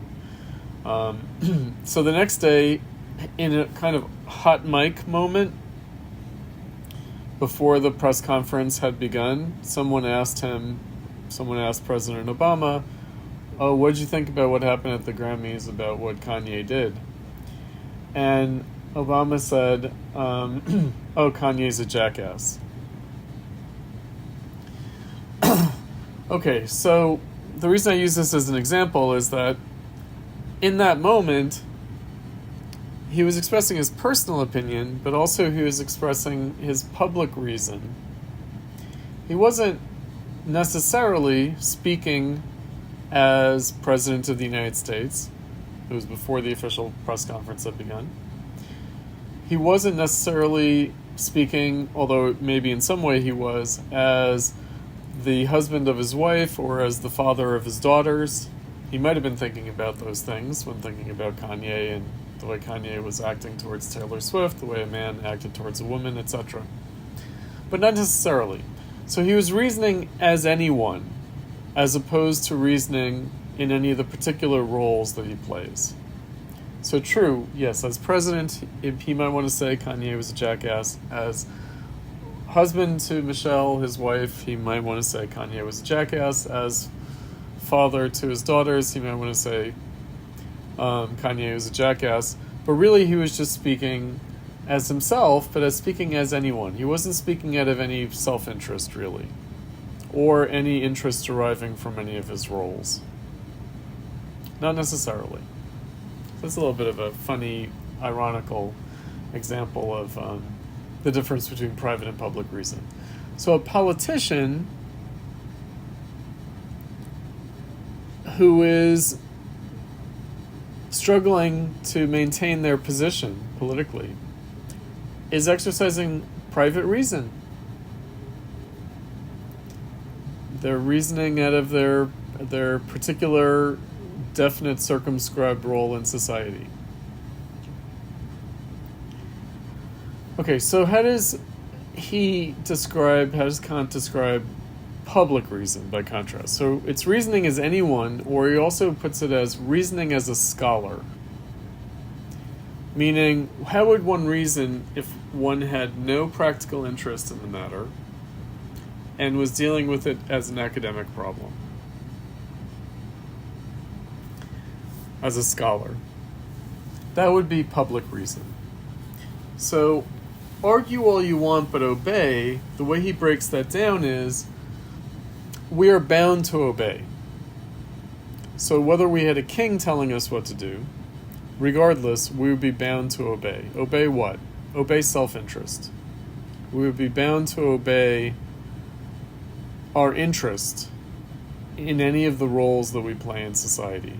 We have particular definite interest as cogs in a machine. When we reason out of that interest, we are exercising merely private reason. When we reason as anyone, as a member of the public, as a citizen, as a scholar, when we reason more academically, in a disinterested way, then that is public reason. In other words, reason that is not bound to or reducible to the way things already are, the way things already exist, the machine as it currently functions, and in which we are functioning as cogs. Remember what Rousseau said about this machine metaphor in the Discourse on the Origin of Inequality. He says that animals are machines wound up to function in a definite natural environment. Humans are also machines, but we are machines that can reflect on our own machinery, and therefore we can change the functioning of that machinery. We can reflect upon it because we can change its function, and we can change its function because we can reflect upon it. Again, the dialectic of theory and practice. That's what's going on here with private and public reason. There's a dialectic of private and public reason. So we all reason out of self-interest, but we all are also capable of reasoning beyond our self-interest. We all exercise private reason, but we also all have the capacity of exercising public reason. And it's really through public reason, he thinks, that enlightenment happens. Because private reason is constrained in its ability to develop, to become enlightened. It's constrained, it's circumscribed by self-interest, by definite interest as a cog in the machine. Whereas public reason can suggest the way the machinery could be changed, that the functions could be altered.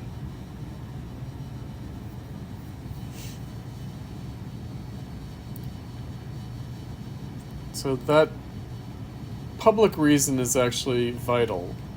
So in any situation, in any society, we're always exercising private interest, and therefore exercising private reason out of that private interest. But there can be better or worse conditions for the exercise of public reason. So he basically says, okay, Frederick the Great has given us the necessary conditions for enlightenment. Argue all you want, but obey. Yes, we have to obey this autocratic absolute monarchy, and that might be bad. However, that doesn't mean that we don't have the free exercise of our reason. We do, because we can still argue, we can still debate, we can still exercise our public reason, even if we're more constrained in the exercise of our private reason through this, more authoritarian political system. But no matter, because ultimately, it's public reason that's decisive in terms of changing things. It's public reason that gives expression to the potential impossibility of the process of becoming, whereas our private reason can only really tell us how things are, how things function in the way things already are now.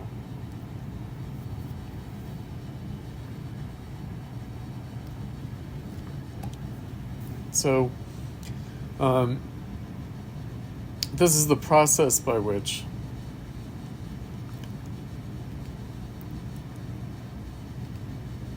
our reason develops. It develops through its public exercise more than through its private exercise. Because its private exercise is just obeying our self-interest as cogs in a machine. Enlightenment really happens through public reason, where we're thinking beyond our particular definite interests as cogs in a machine. And we're thinking about the machinery and how it could function differently, and how it could be changed, and therefore how our function as cogs in a machine could change.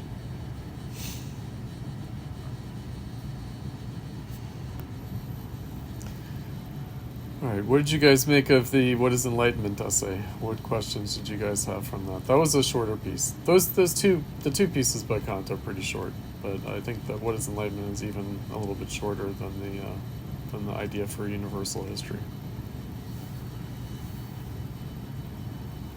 Anything you guys would like to raise from the Enlightenment essay by Kant?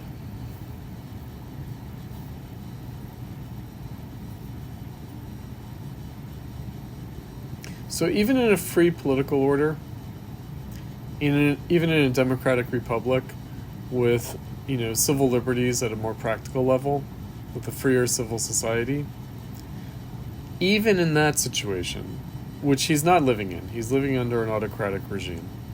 He is living under just a despotic regime, however enlightened.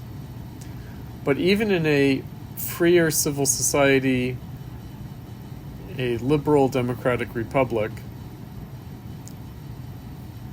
still we'd be bound by our self-interest in the way things currently are. Still our private reason would be circumscribed, limited. Still, it would be necessary to cultivate, develop, and give greater scope to public reason to allow enlightenment to take place. So if in the public sphere people are only reasoning out of self-interest, then enlightenment could also not happen. So in a freer civil society, in a liberal democratic republic, enlightenment might also not take place, depending on how people are able or not able to use their public reason. So they might be very good at exercising their private reason. They might be very excellent at doing all the functions that they have in society as cogs in a machine, but that might work against our enlightenment, according to Kant. It helps to have conditions of free public discourse. It helps to have, at a practical level, civil social freedom, and in the political realm, a democratic republic. All those would be helpful, but if we don't use it to pursue our enlightenment, if we remain dominated by our laziness and cowardice, then we will stay in a condition of self-imposed immaturity. Or as he put it in the other essay, the vitality of mankind may fall asleep and it might remain in a state of glittering misery.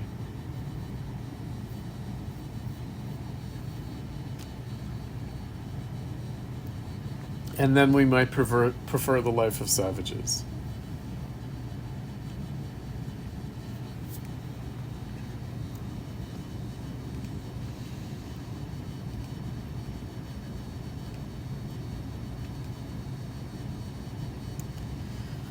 All right, let's move on to the Constant so that we have enough time to give it its due. We're not going to give it its full due, but we'll give it as much of its due as we possibly can. Okay, so this piece by Benjamin Constant, we're jumping over a whole historical interlude. So Kant was writing after the American Revolution, but before the French Revolution. Also, there's another piece by Kant, in case you're interested. He wrote a piece called On the Common Saying That is Good in Theory but Not in Practice, where he addressed the question of revolution. Where he addressed specifically the English Revolution, the Glorious Revolution of 1688, and also the American Revolution of 1776. And he said, well, looked at from a certain standpoint, of course, these revolutionaries are just criminals who should just be put to death. However, no, they advanced freedom. Right, so he, is a fan of the revolutionary developments that are taking place before his time, leading up to his time, and during his time. And when the French Revolution breaks out, he says it's sublime. He's very positively disposed towards the French Revolution. So he's very much in favor of political revolution, but he also knows that it's not in and of itself enough. It's not in and of itself enough. Benjamin Constant is writing on the other side of all of this historical development. So he's writing in 1819, and this is the period of the Restoration monarchy. So it's after the entire period of the French Revolution, which is it's more than 25 years. So 1789 to 1815. So from the storming of the Bastille, the convening of the Estates General, and then of the National Assembly, the tennis court oath, the Revolution, 1789, all the way up to the second defeat of Napoleon at Waterloo in 1815. And we'll see what Hegel has to say about that on Monday. But he's writing after that. So who is Benjamin Constant? So he was an assistant to Napoleon. When Napoleon was emperor and during the Napoleonic Wars. And he's a kind of assistant to and chronicler of Napoleon. But he is now giving a speech under the Restoration monarchy after the fall of Napoleon. And he's trying to make sense of the world that resulted from the French Revolution, and also look back on the revolution itself and its self-understanding. How the revolutionaries, especially the most radical of the French revolutionaries, understood their own revolution. And he is critiquing the revolution in hindsight, in retrospect. He's critiquing the revolution. So he's thinking about what made the revolution possible, what made it necessary, what made it desirable in certain respects, but also how did it fall short of an adequate self-understanding? How did it fail to understand itself properly? That's where this essay comes from. The liberty of the ancients compared with that of the moderns. So why is that? What's motivating this? Well, specifically the Jacobins, but also others in the French Revolution, really modeled their revolution, modeled their aspirations politically after classical antiquity. So they modeled themselves after ancient Greece and ancient Rome. Marx is going to comment on that later. He's going to say the bourgeois revolutions were drunk on the precedents, understood themselves as, they clothed themselves in the garb of the ancients. Whether in terms of classical antiquity or in terms of Christianity, a lot of the bourgeois revolutions were very heavily Christian in motivation. It's in the Protestant Reformation in particular. So the Dutch Revolt, the English Civil War, the republics that grew out of the wars of the Protestant Reformation. So the Calvinist Swiss Republic, that's where Rousseau came from. They really understood their own revolution in Christian terms.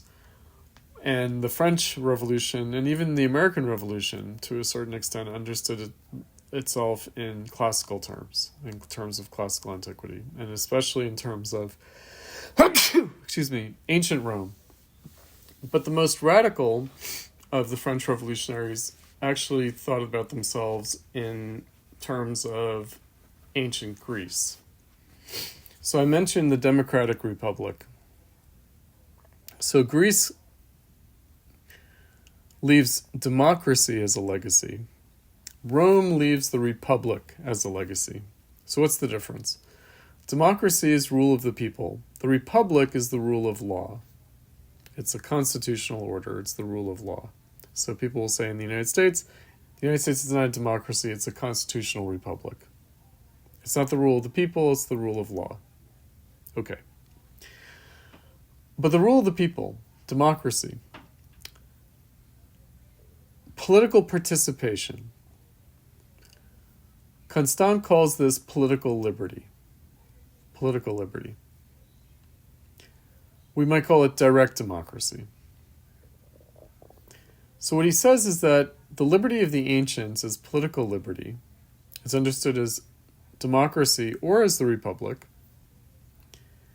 in which the citizens directly participated, or more directly participated than in the modern world. And the problem is that the modern world does not allow that. It has a much larger population. The polity is much greater in size. In terms of population, in terms of number of participants, it has a much more expanded participation than the ancient polis, and covers a great deal more territory. And also is not confined to a tribal or national or particular civilizational scope, but is indeed already of a cosmopolitan character. So he says, in the modern world, differences between nations are more apparent than real. Now, that wasn't true in the ancient world. In the ancient world, the differences were real. In the modern world, the differences are more apparent than real. So political liberty cannot be exercised in the modern world the way it was in the ancient world, according to Constant. This also has to do with the fact that society itself has changed. How has it changed? Well, it has developed civil society in a way that the ancient civilizations, the ancient polis, did not experience, did not have. So the modern world has, unlike the ancient world, civil liberty. So this is the big contrast. Political liberty, civil liberty. Political liberty, participation in the polis, political participation, direct participation of the citizens in the political sphere. Civil liberty, participation in civil society. So he thinks that the modern world is really about participating in civil society, and the freedom, the liberty of the modern world is more concerned with our ability to participate in civil society than it is concerned with our participation in the state. Civil society is more predominant and takes precedent as opposed to the state. The state has to answer to civil society. That's how he understands the revolutions. The English Civil War. Overthrow of the monarchy, establishment of the parliamentary republic on the basis of the commons. The glorious revolution in England. After the Restoration monarchy, then they had a glorious revolution, and they established a constitutional monarchy.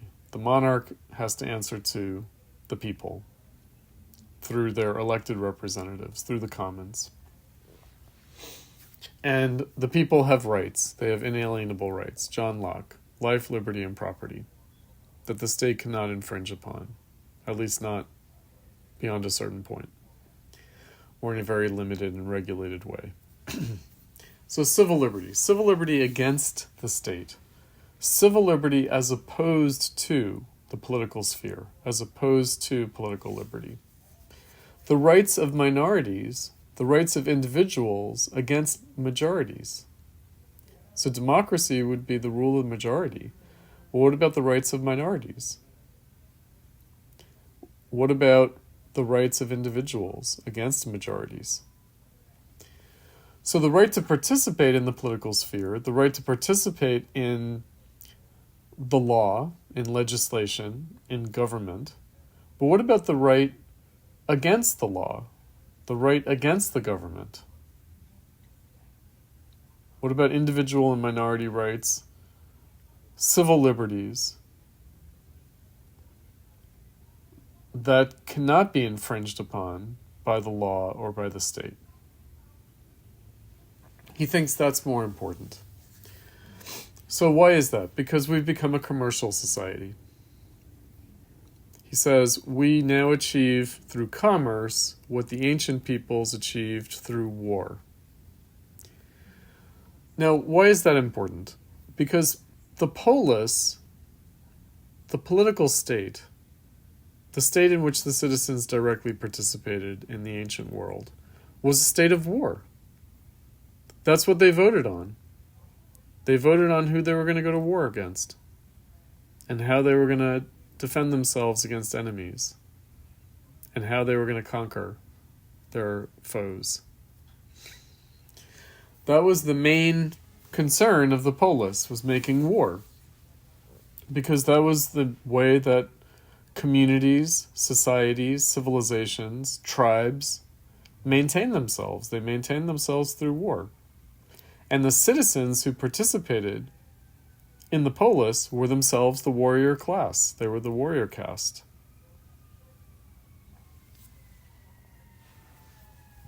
In ancient Greece and ancient Rome. That's who they were.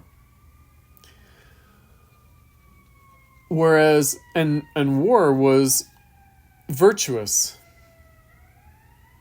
Society was dominated by the virtues of the warrior caste. War was virtuous. War was how you showed that your community, your civilization, your tribe was good by conquering others. So war was a virtue. It was among the highest virtues, both individually and collectively. Whereas by contrast, in the modern world, war is a crime. War is not a virtue, it's a crime. At best, it's a necessary evil. At best, it's a regrettable necessity. But really, it's a crime.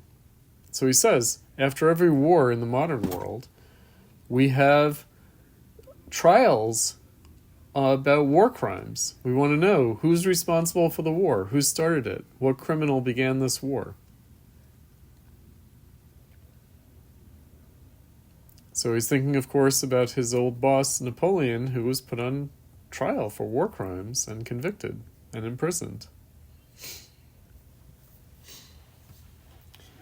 So war is now a crime. A crime against what? A crime against society. So war used to be the highest virtue of society. Now it's a crime against society. So he mentioned that, or I mentioned that he said that differences between nations are more apparent than real. He says that in war, in the modern world, as opposed to the ancient world, in the ancient world, war is a mobilization of whole peoples against whole peoples. In the modern world, it's not the other people who are the enemy, it's only the other government that's the enemy. The other people are our brothers. It's only the enemy government that is the criminal. It's not the people, but only the opposing state that is the enemy. Very different from the ancient world. Very different. Now, why is that? Why are the other people our brothers? Because, again, we get through commerce what ancients used to get through war. We get through exchange and through labor what in the past was gotten through force, through conquest, which we would now consider to be illegitimate. We now consider the taking of things by force to be a crime. We only consider commerce based on labor to be legitimate means for acquiring things.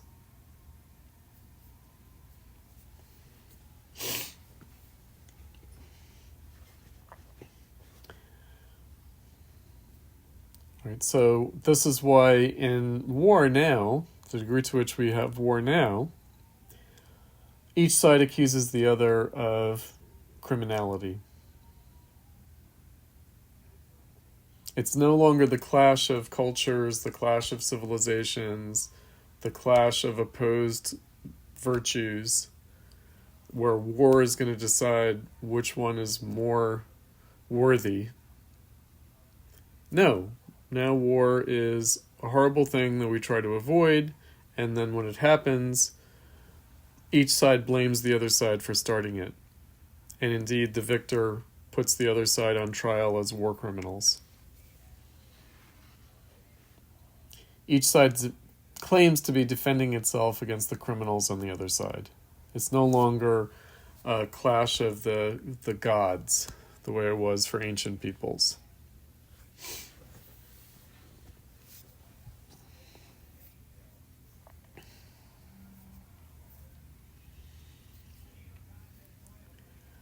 So because society has changed, and he says because we're constantly revolutionizing our customs, the role of politics, the role of the state, the role of the government is different. It used to govern everything, and now it has a much narrower sphere. The ancients established their society through the will of the rulers, exercised through the law, whereas now we want the law to reflect the values of civil society. So we change our values through civil society, and then the law has to be revised to conform to civil society. So society doesn't conform to the law has to conform to society. So it's the reverse of what the ancient peoples did. The ancient peoples determined the course of their society by changing the law and therefore changing society. Now, society changes organically, it evolves through civil social action by the people, and then the law has to be changed so that it fits that society. And that's why we have representative democracy, in which the representatives are not actually ruling over the people, but are reflecting the will of the people. And where the public basically judges whether the representatives are doing a good job reflecting the will of the people, reflecting the will of civil society, and whether they're doing a good job preserving civil liberties or not. And if they're not, then of course they're seen as acting illegitimately, even potentially criminally, and then they're voted out. And maybe even put on trial if they don't serve the public will. He criticizes the Jacobins in the French Revolution. He calls them followers of Rousseau, but he says that they're bad followers of Rousseau. So he says that if Rousseau had certain errors in his conception of things, there were still the errors of a genius, whereas the errors of his followers were not the errors of geniuses. That they were just mistaken in their conception of the role of politics. That they thought that they were reestablishing the ancient democracy, the ancient republic, but that was inappropriate to modern society. And that's why they didn't last. That's why they fell from power, because they ended up violating society in a way that the people wouldn't tolerate. And that's why they were seen in retrospect as indeed having been criminals, rather than having been liberators, the Jacobins. Now he names certain of the Jacobins as particularly egregious. It's interesting he doesn't really attack Robespierre in particular, the leader of the Jacobins. He doesn't attack Robespierre. One of the reasons for that is that actually Robespierre did maintain a couple of things. Robespierre was very critical of the revolutionary French state engaging in war. He tried everything he could to avoid the revolutionary wars, whereas the other Jacobins were much more advocates of war, of revolutionary war. Also, Robespierre defended the right to private property in a way that the other Jacobins did not. So he makes a certain exception for Rousseau on both of those grounds. That Rousseau respected civil society more than the other Jacobins, and he was opposed to war in a way that the other Jacobins were not. I should also say, since Napoleon is sort of in the background here, and we'll see Napoleon comes back in the Hegel reading we're doing on Monday, Napoleon was a Jacobin. So he was a general under the Jacobins during the Revolutionary Wars when the Jacobins were in power. So Napoleon himself was a Jacobin general. And so there's also a criticism of Napoleon here by Constant.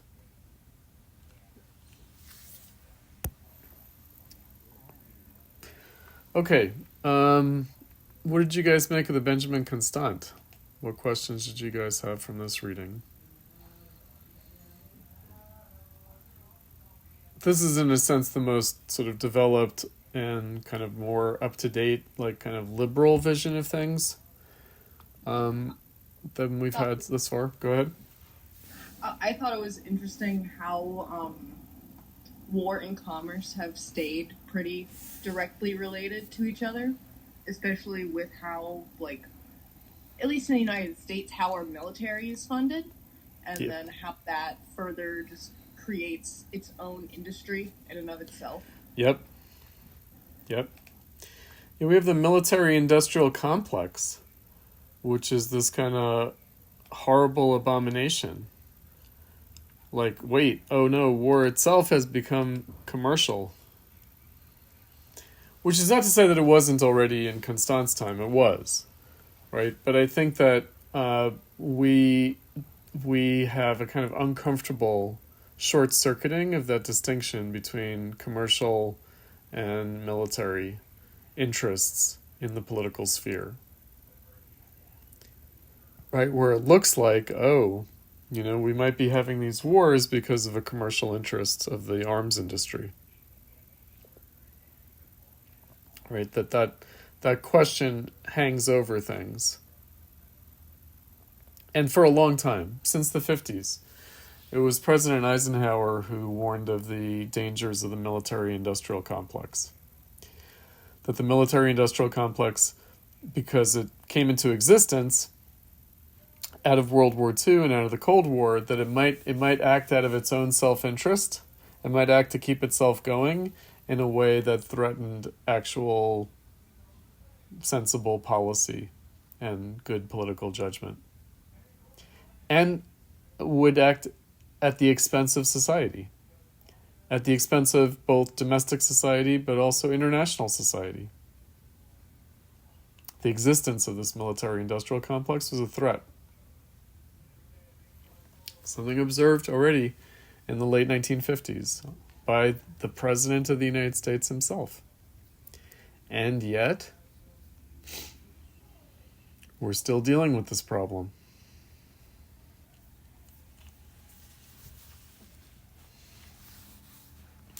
I mean, in a very basic way, war is a threat to liberalism. War is a threat to civil society. War is a threat to individual and civil freedom, individual and civil liberty. War is inherently a threat to that. Because war is the most sort of authoritarian and despotic exercise of state power.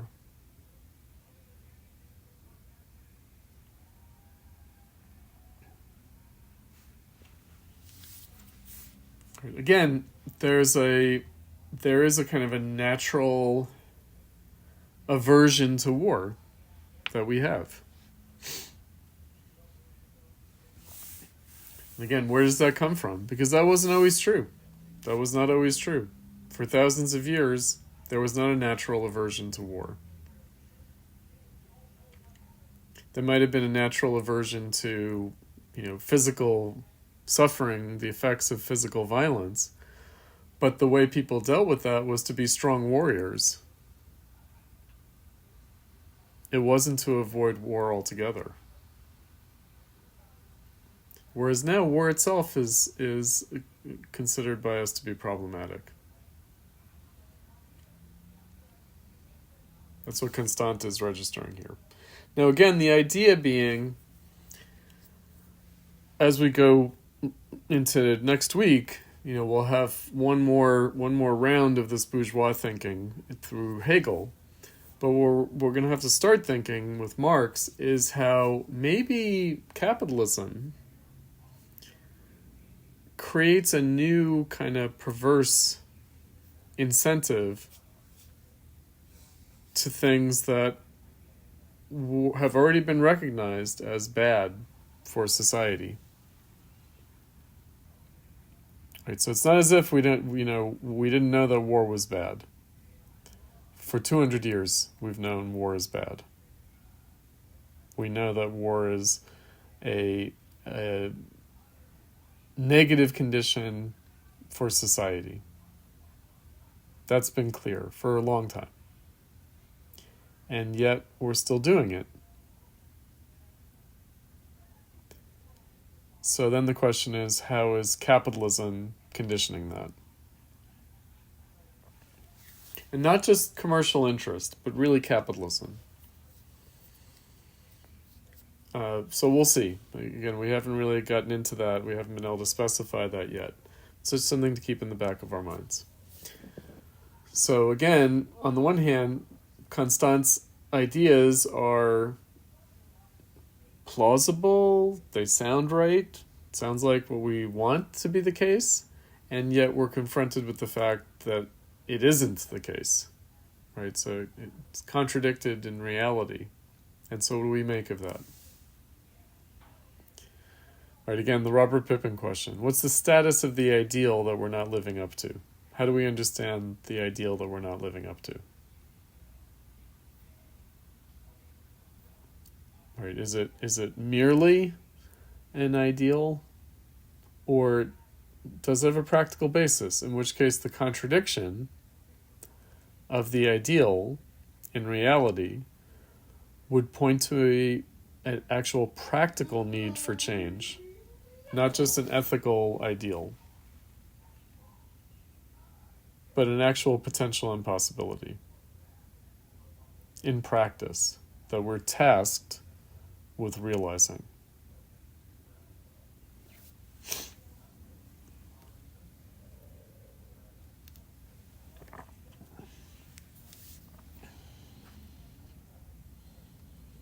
Crimes against humanity. Crimes against humanity. This is a modern idea. It's a modern idea. Crimes against humanity, modern idea. It's a bourgeois idea. It's a very recent idea. People did not consider wars to be crimes against humanity. They were just good for some people and bad for others. They were good for the victors and bad for the victims, the losers. But the idea that war is itself a crime against humanity, the war itself is a crime against humanity, that's a recent idea.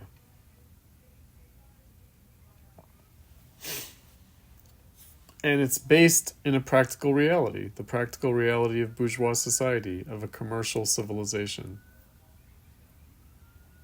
of a civilization that prioritizes work above war. So remember the warrior caste, the people who found their virtue through war, they hated work. They despised labor. They looked down on people who labored. They considered labor and work to be dishonorable. We think that labor and work are honorable and that war is a necessary evil.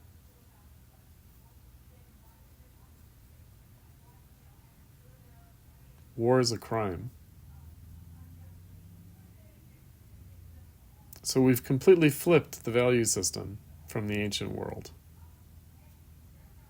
In the ancient world, labor, work, it's for slaves, it's for commoners, it's for people without honor. It's for people who don't matter.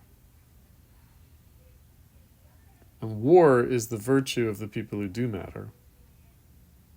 That's not our value system anymore. And we have to think about how that change occurred. It occurred because the practical basis of society changed. War could be a virtue when it was beneficial for the community. It's no longer beneficial for the community, at least not straightforwardly. Meaning, if it's beneficial for a certain industry, like the military-industrial complex, there's still the question of whether that's at the expense of the greater society.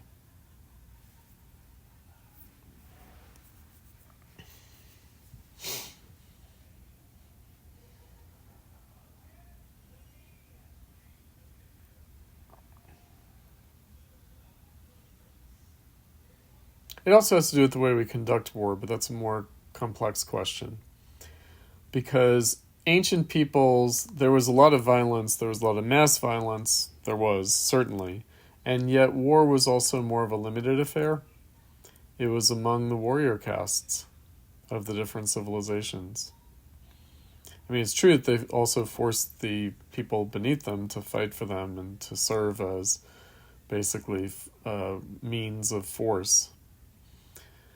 But generally, we now in the modern world, because of the nature of the modern world, because it is a laboring society, because it is a commercial society, it has engendered what we now call total war.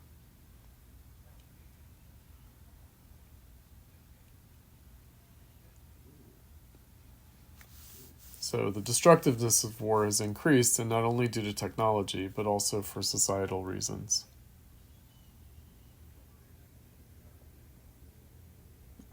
One didn't need to exercise as much force to conquer people in the past.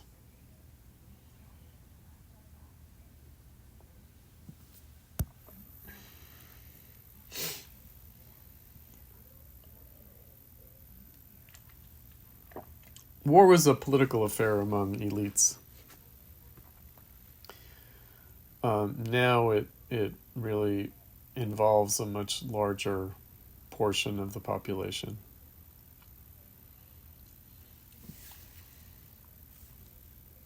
Also by virtue of being more democratic. But again, these are all questions of capitalism that we'll get into when we get to Marx. All right, other questions before we adjourn? We're already a little bit over time. Anything else?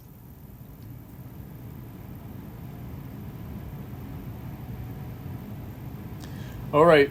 Have a good night and have a good weekend, and I'll see you guys on Monday with Hegel. Thank you. Thank you. All right. Good night, guys.